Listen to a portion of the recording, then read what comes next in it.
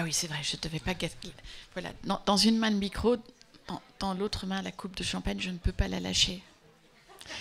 Et on saura que je suis saoule quand je parlerai dans ma coupe de champagne et que je boirai dans le micro.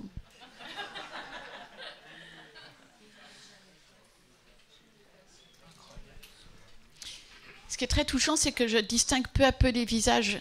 Le phénomène de reconnaissance a lieu peu à peu. Je vois des visages qui se distinguent et tout à coup je dis « Ah, mon Dieu, mais telle personne est là ». Et ça fait très plaisir. Est-ce qu'au fond, vous nous entendez bien? Amélie, non? Ah mon Dieu, est-ce que je dois me mettre debout sur la chaise? Sérieusement? Ce serait trop dangereux. Encore? Là, vous nous entendez mieux?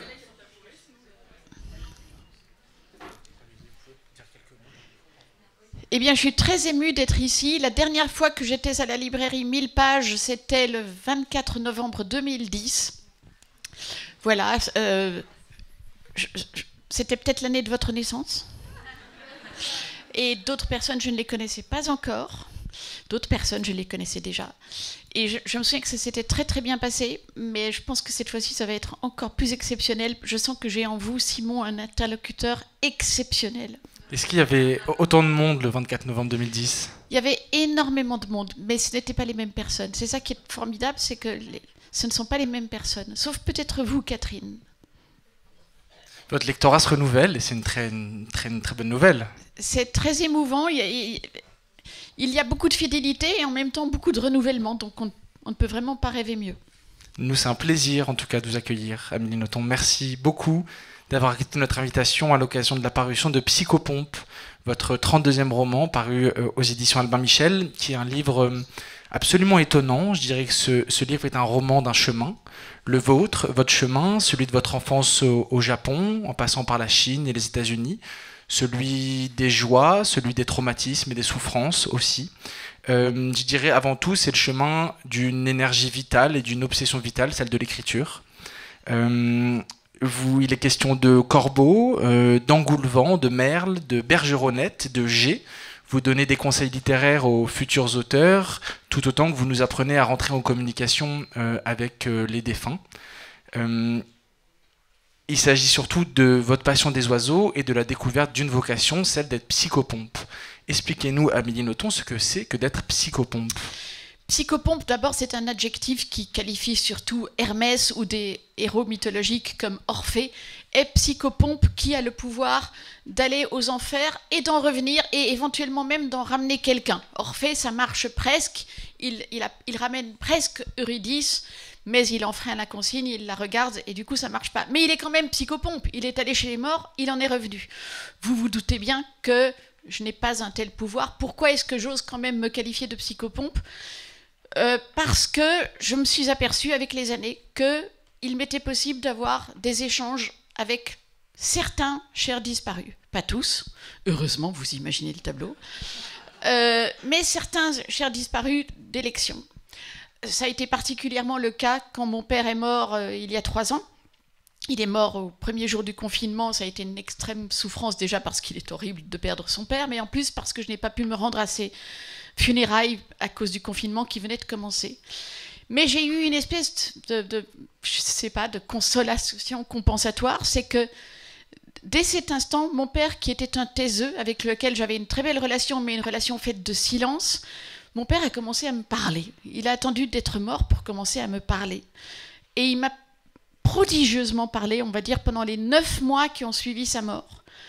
Alors évidemment, j'entends le scepticisme des gens qui me disent « Mais qui vous dit que c'est votre père qui vous parlait ? C'est votre chagrin qui vous parlait, c'est de l'autosuggestion. On a tous envie d'avoir des nouvelles d'un cher disparu, vous avez de l'imagination. » Je ne souscris pas à cette théorie parce que vraiment, je reconnaissais sa voix et parce que ce que me disait mon père, c'était des choses que je ne savais pas et que je n'aurais pas pu inventer. Je crois d'autant plus à cette théorie que j'ai cru comprendre que j'étais loin d'être la seule. Beaucoup d'entre nous qui avons perdu un cher disparu recevons des signes. Dans mon cas, c'était des signes langagiers, ce n'est pas tellement étonnant, je suis un être de langage, mais dans d'autres cas, ça peut être d'autres signes. Donc voilà, je pense que, et psychopompe, toute personne pour qui la mort n'est pas une terre étrangère, pour qui les frontières de la mort sont poreuses. Comprenons-nous bien, ça ne me donne aucune lumière. Je ne sais pas ce qu'est la mort, je ne sais pas du tout ce qui m'arrivera après la mort, je ne sais pas comment vivent les morts. Tout ce que je remarque, c'est qu'ils ne nous sont pas étrangers, et la bonne nouvelle de tout ça, c'est qu'il n'est pas trop tard. C'est pas parce qu'on a perdu quelqu'un qu'il est trop tard pour lui parler. Votre livre Psychopompe débute par un conte traditionnel nippon, celui d'une jeune femme qui, en guise de dot, tisse à son marchand de tissus des étoffes magnifiques à des prix exorbitants. Mais ce travail la rend malade, et alors que son mari la force à continuer pour enrichir son patrimoine, il voit sa femme en grue qui s'envole par la fenêtre.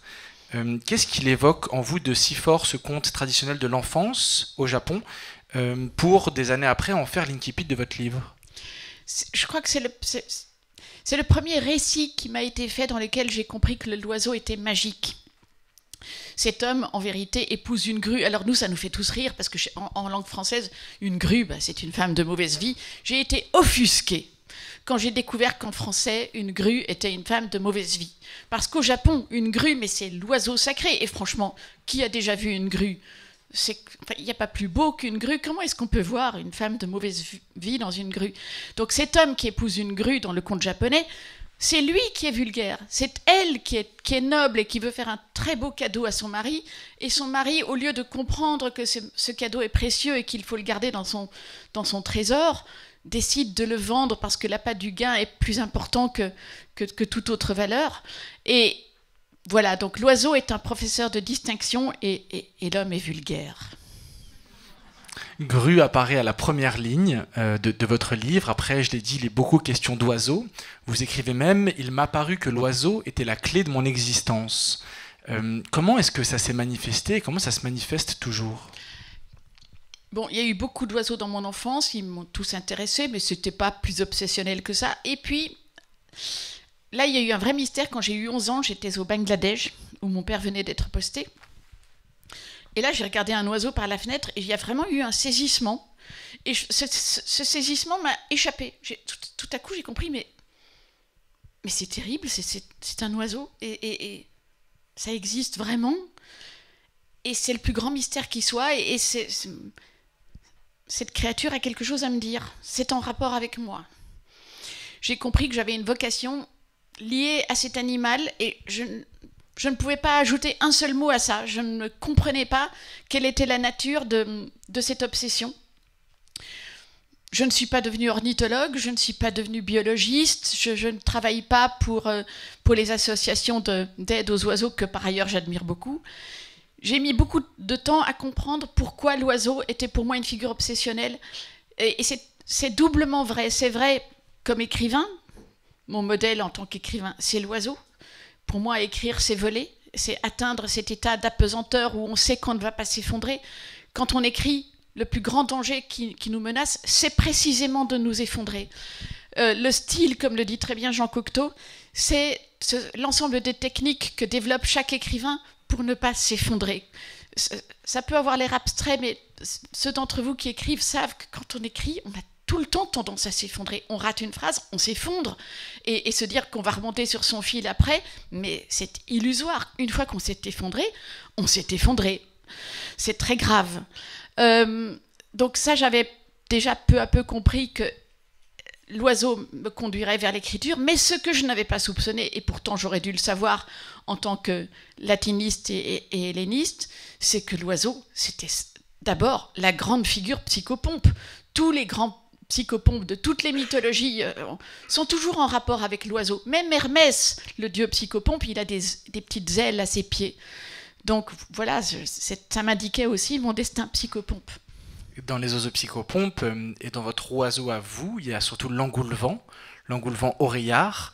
Vous dites l'amant génial des courants d'air. Est-ce que vous pouvez nous en parler un peu de cet engoulevent oreillard? C'est un oiseau que j'ai découvert au Bangladesh et qui est absolument fascinant. On dirait un petit dragon. Il a l'air extraordinairement de mauvaise humeur. Il fait peur. Ça, c'est un de mes fantasmes. J'adorerais faire peur. Je n'ai jamais fait peur de toute ma vie. Même les souris n'ont pas peur de moi. Enfin, c'est tragique. Moi, j'ai peur de tout le monde, mais personne n'a peur de moi. C'est une des défaites de ma vie. J'aimerais faire peur. L'engoulevent oreillard fait peur parce qu'il a cet air terrible et il faut le voir voler. Personne ne vole comme lui. C'est un oiseau crépusculaire, donc il vole au crépuscule et vraiment il se jette dans le vol et il vole pendant des heures avec une espèce de jouissance. Il fait siffler l'air. Même son cri est un prolongement de son vol. C'est extraordinaire. Donc c'est très prétentieux de ma part de vouloir être un engoulevent oreillard, parce que maintenant que vous savez que le vol est pour moi le symbole du style, voilà, disons que ce n'est pas ce que je considère être, c'est ce à quoi j'aspire. Je voudrais écrire comme ça. Mais entendons-nous bien, vous n'avez pas toujours été psychopompe. Je n'ai pas toujours été psychopompe. Je suis née en assez bonne santé et je le suis restée pendant les 12 premières années de ma vie. À l'âge de 12 ans, j'ai vécu une agression très, très dure qui, bon, je vous épargne les détails, mais qui a fait que peu après, j'ai vraiment approché la mort.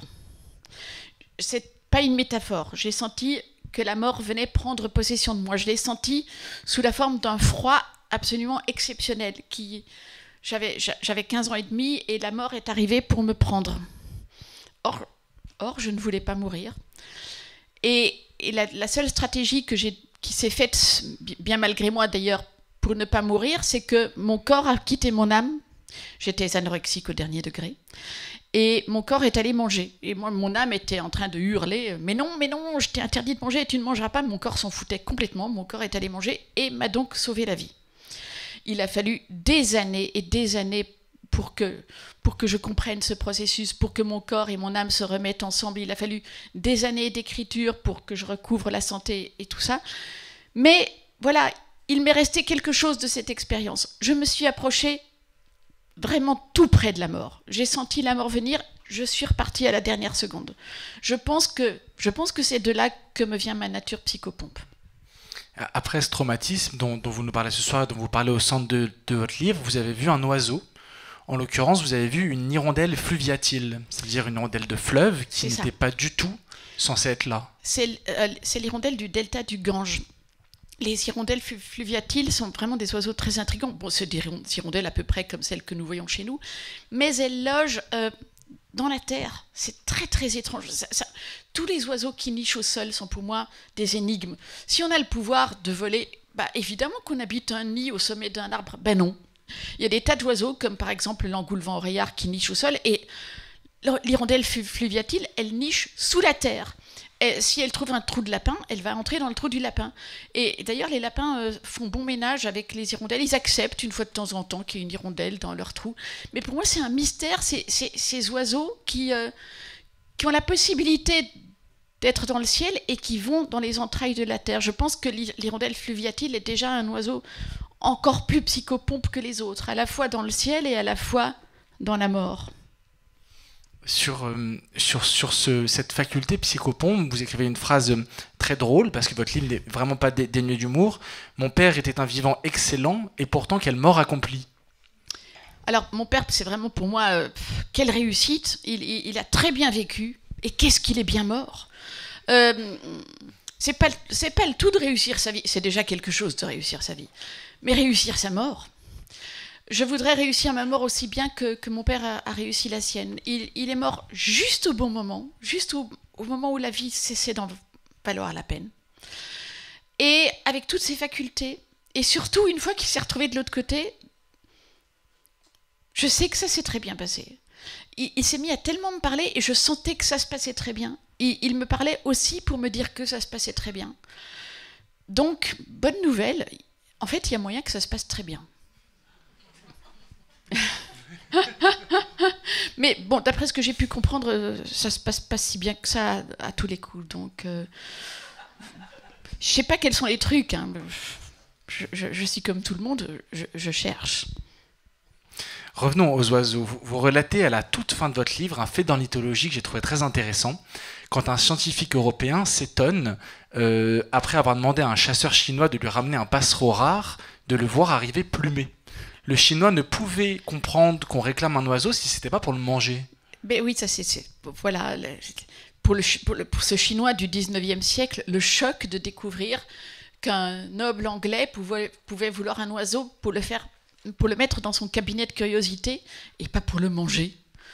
Et donc ce noble anglais lui commande un oiseau rarissime de la Chine et le Chinois le lui ramène, mais plumé. Donc plumé, ça ne vaut plus rien. Mais le Chinois dit, c'est parce que vous voulez découvrir sa chair, c'est parce que vous voulez le manger. Mais non, pas du tout, c'est pour l'exposer. Et c'est là aussi qu'on voit les détours de l'ornithologie. Je pense que le plus grand cadeau qui a été offert à l'ornithologie à travers l'histoire, c'est l'invention de la photographie.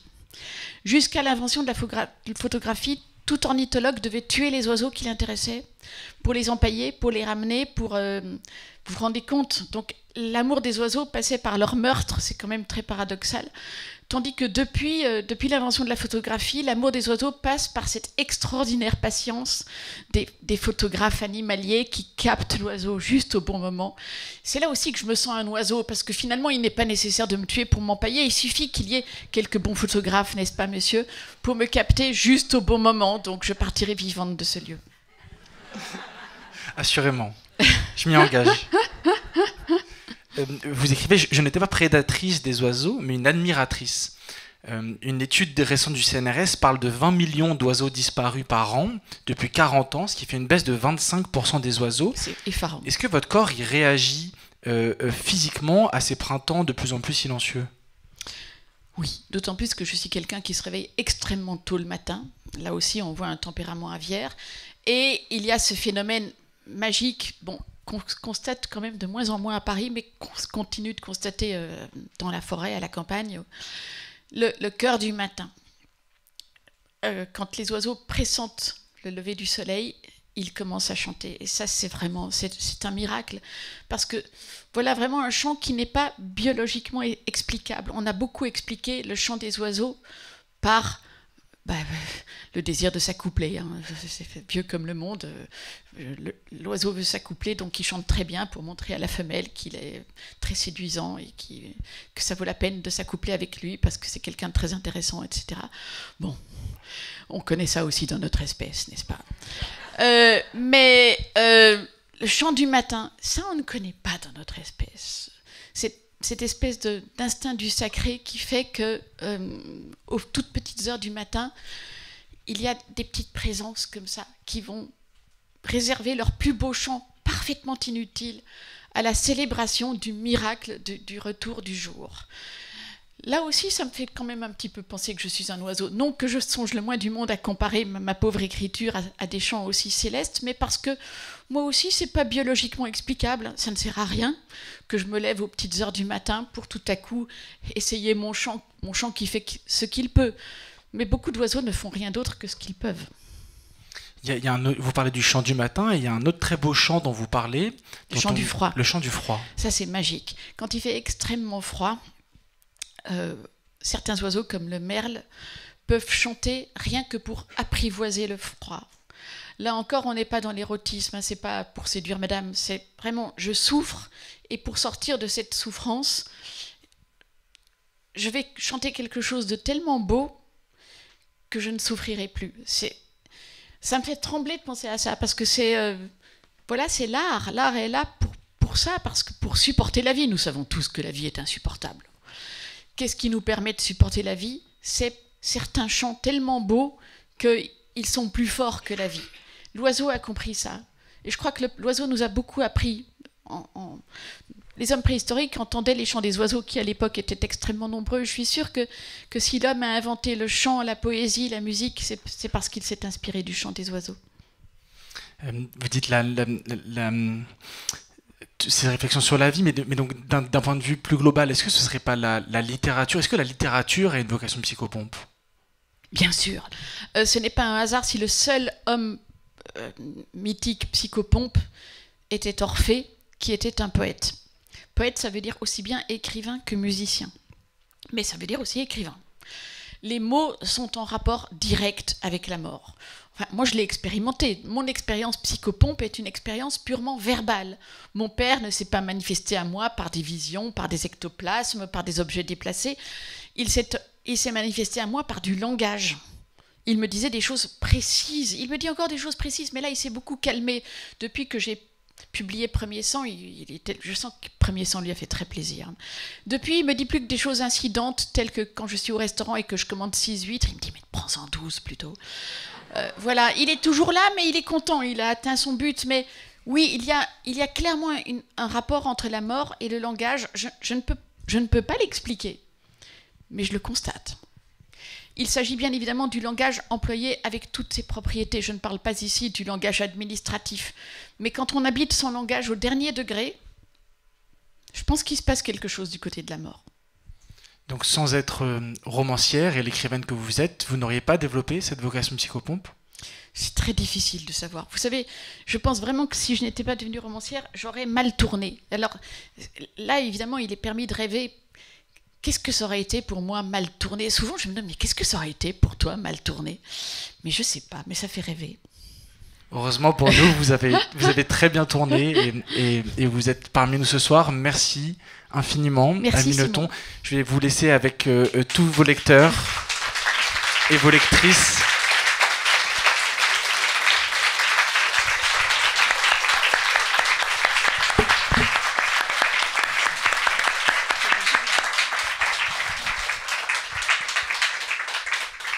Pour éviter tout mouvement de foule, on vous a distribué un ticket avec un numéro dessus qui détermine l'ordre dans la file. Merci de le faire spontanément. On a le numéro 1 juste à la droite, il me semble. Non, pardon. 18, ça va aller. Par ailleurs, ne vous étonnez pas de ce phénomène, les oiseaux adorent l'alcool. Mais c'est vrai, hein, mettez de l'alcool à un oiseau et vous allez voir ce qui se passera. Merci beaucoup, Amélie Nothomb. Merci à toutes et à tous.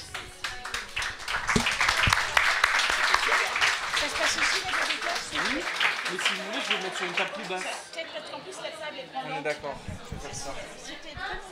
Merci, ça m'a fait très plaisir de vous poser ces questions. Merci pour votre temps. Mademoiselle, je vous connais.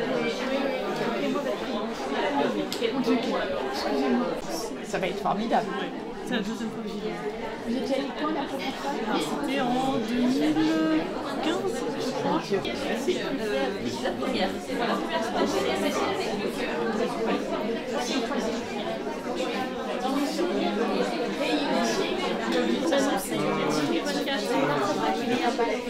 Oui, je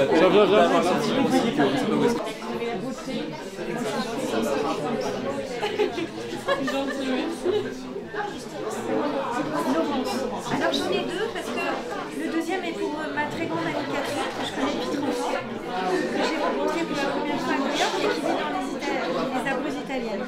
Et l'année dernière, quand je suis allée la voir, je lui ai dit qu'est-ce que je t'amène de Paris que tu ne peux pas commander, que tu veux que je t'amène de Paris. Elle m'a dit amène-moi les 5 ou 6 derniers livres d'Amélie Nothomb. Voilà. Et c'est vraiment un échange la littérature, les livres et les discussions qu'on peut avoir pendant des heures et entre autres autour de vous. Messieurs, dames, je vais demander au numéro 11 et de 11 à 20 de vous rapprocher, s'il vous plaît, dans l'ordre de préférence. Je vous remercie.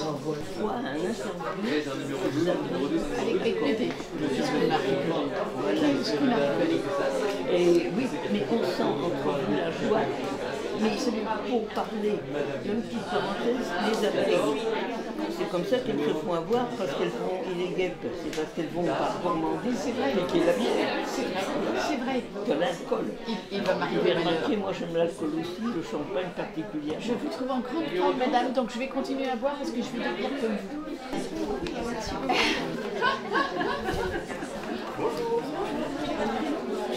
Julie.